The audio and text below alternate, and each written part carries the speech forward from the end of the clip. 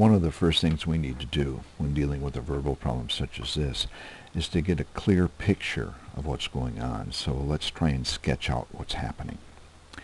Okay, if this is the port, we have one ship traveling west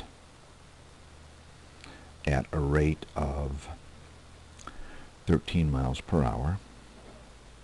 Another ship is traveling north at a rate of 8 miles per hour.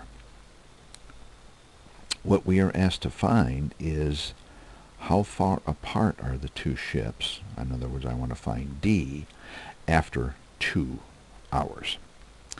Well, let's look at what the individual distances are. I know that distance is rate times time, so the distance the northbound ship has traveled is the rate, which is 8 miles per hour. Let's write down the units here. Times the time, which is 2 hours. And if we notice, the hours cancel, so I get 8 times 2 is 16 miles. The units are consistent here. This distance is also rate times time. Rate is 13 miles per hour.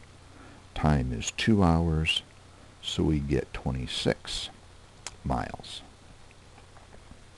So after 2 hours, I know this distance is 16, this distance is 26, so I know that the distance the ships are apart, according to the Pythagorean theorem, is the square root of 16 squared plus 26 squared. If we were to do that arithmetic, we get the square root of 932, or approximately 30.53 miles.